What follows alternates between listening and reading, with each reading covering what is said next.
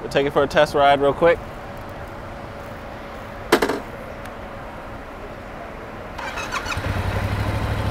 I'm just taking it around. I'm coming back, and then we're gonna get in the car and head out. You wanna take it? Never mind. Oh, this is gonna be fun. That's beautiful. What do you think? Love it. All right. Got the bike. All right, guys. Here's the R7. We got it all picked up, and now we are ready to go. Okay.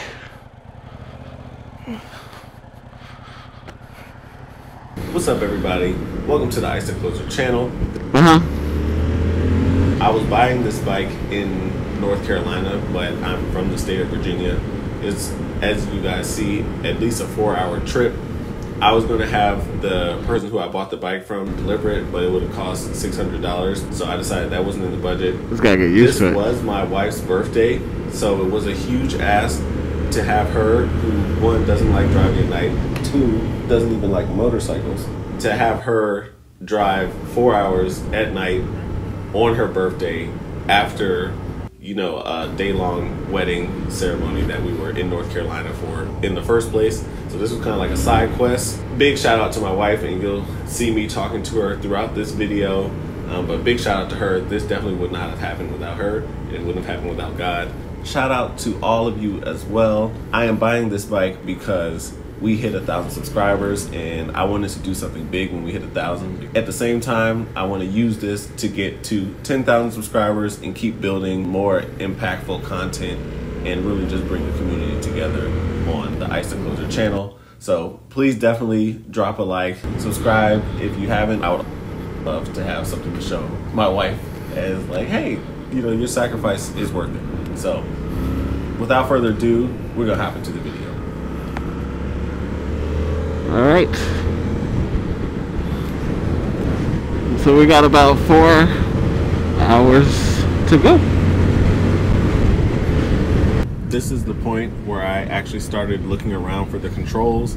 However, as you can see, it is dark, so I had no idea where my turn signal was.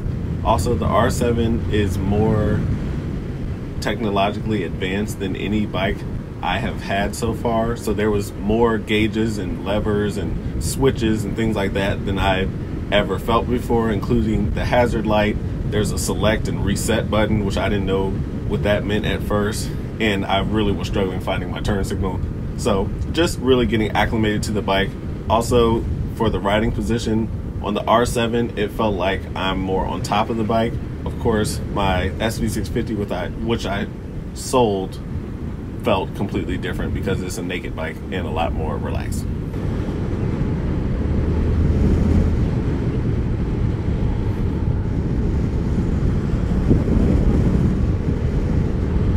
I assume the gas station's coming up soon. You said 5 minutes? Beautiful. Just trying to get a good idea of how far it is. Bike feels good, still getting used to it a little bit. But the bike overall feels good. It's definitely more of an aggressive riding position. But I mean, that fits kind of what I want it for. Like, it's not supposed to be my long trips bike anyway, so it's supposed to be my around town bike. Okay, getting off here. It smells over here. It's so funny, I literally cannot hear the bike until I slow down.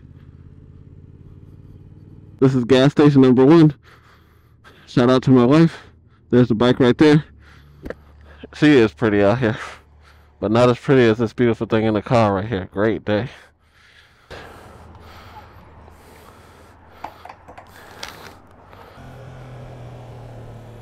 All right, we're leaving the gas station, on the road again. I do feel some of that pain in my back. That's part of the trip. All right, man, we're back on the highway. Gas station trip number 1. done. Having some back tightness is what we expected. It's going to be, I don't know how many more miles, but it's going to be a decent amount more miles. So back tightness is expected, and the best way for me to prepare for that, I'm trying to work on my fundamentals. If you hold the tank with your legs, you engage your core, and you keep as much weight off of your wrist as possible. That's supposed to help with that's the proper riding position. That's supposed to help. Also, going a good pace kind of helps the wind keep me up a little bit. But other than that, it's one of those things you just gotta do it once. I won't have to do this again in the foreseeable future on this bike. So, and yeah, I'm definitely gonna get to get all my test driving out of it. So we've been riding for about 100 miles, 110 miles. This bike is more aggressive than I'm used to. It's definitely a sport bike style. So that's been something to monitor. I have shorts on and I have jeans on. My butt's starting to get a bit sore, but we're still good. We're still pushing through. I've gone through half a tank since the gas station stopped. So we'll probably stop again in another. Well, we'll see if this is the top half or if we're closer to 40%. We'll see soon. But my wife is doing a good job. She's driving. We've been talking on the phone. And yep, I've ridden this bike almost 120 miles.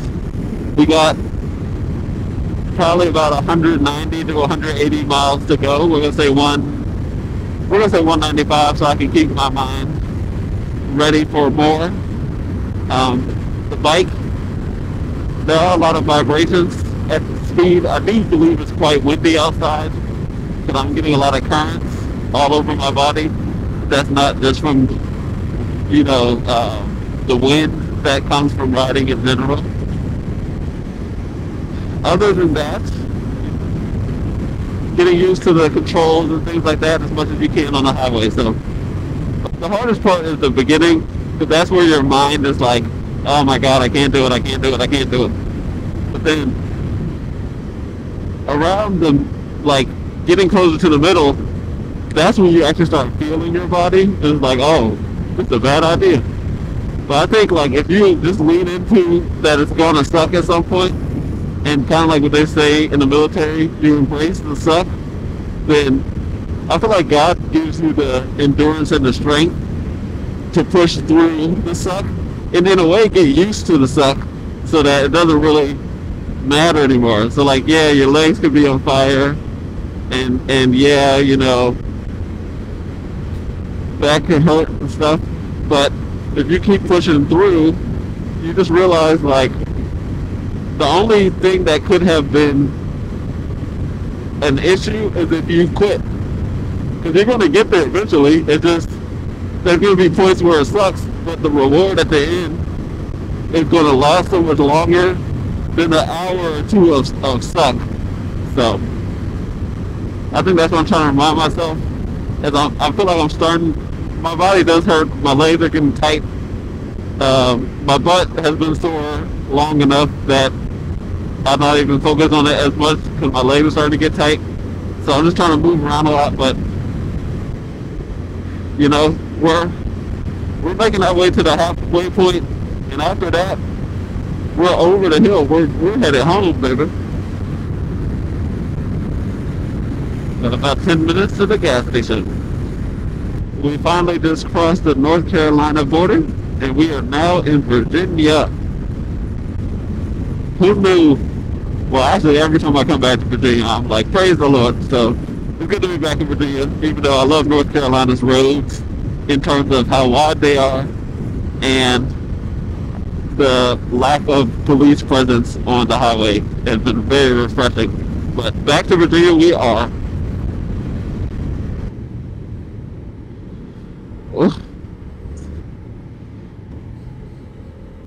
Yep, that's perfect. Yep, that's good. Oh, go to the far left. Yeah, and then yeah, you can turn right there. Gas tank's on the left side. Perfect. We're here. Oh God. Jesus Christ. Legs are tighter than a mug. Oh. Knee tight, leg tight. Oh my God. Jesus. Yeah, I'm feeling the hamstrings. About to gas up the bike now. We're gonna do some quick stretches. Pray again. I eat my Carolina country snacks, which day one fans know I love eating on trips. Never gonna get this beauty home. Let's see how much it costs to fill her up completely. Filled as much as possible. 2.535. $10. I'd say that was a well-needed break. I feel better now than I did when I started. Now we're in the wind in Virginia.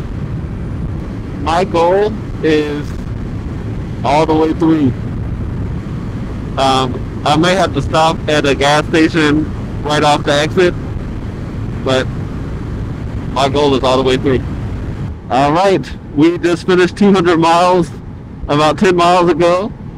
Started talking about the Lord with my wife, and you know, it's funny how God can just being in God's presence, being in the midst of God can make things a lot easier for you, and help you keep going. The spiritual component will take you so much farther than any physical or mental ever could. Now we, like I said, we're 200 miles in. My hand, the only thing that, everything else is, I'm not gonna say is numb, but like my butt is just kind of, I can feel it, but I can't really feel it. It doesn't feel bad, it doesn't feel good, it just kind of is what it is. So I guess it is kind of numb. My back, for the most part, I can feel it, but it's not as bad as it was when I first started. That first 100 miles really was the kicker. But it's my right hand, my throttle hand, is a little tight. When we hit Virginia, it started to get a little cold. It started to get a little chilly, and these gloves are older, but they're also made for warm weather. So throttle hand has started to get a little tight, but nothing that I haven't experienced before. I've been in situations where I was riding with these gloves in 30-something degrees. Right now, I would estimate it's like 70, 71, but there was a couple points we went through that are probably closer to like 67, 66. And so we have throttle hand, also just being in similar positions for a lot of miles. It's not something I'm used to. I'm pretty sure at 200, I've already ridden more miles in one stretch than I ever have.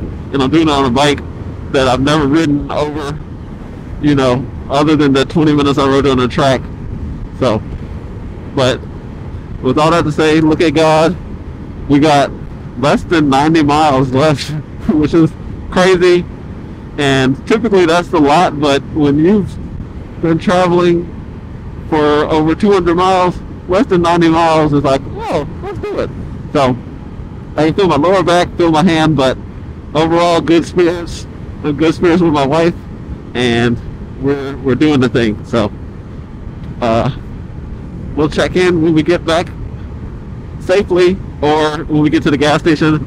I got about half a tank left, but we'll see again if we're on the top half or the bottom half.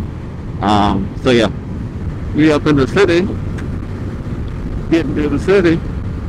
Ooh, the smell over here, it smells like eggs. Oh my God. Oh my God. Like freshly boiled. Great day. This feels good. Yeah, it's warm. Now, I don't know what's making it warm, but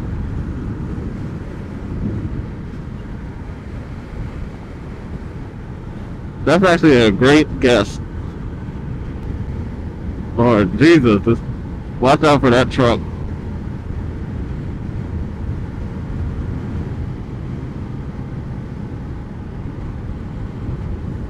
That joke almost went right into the other car. Alright, last stop of the trip. Only got about 30 miles to go.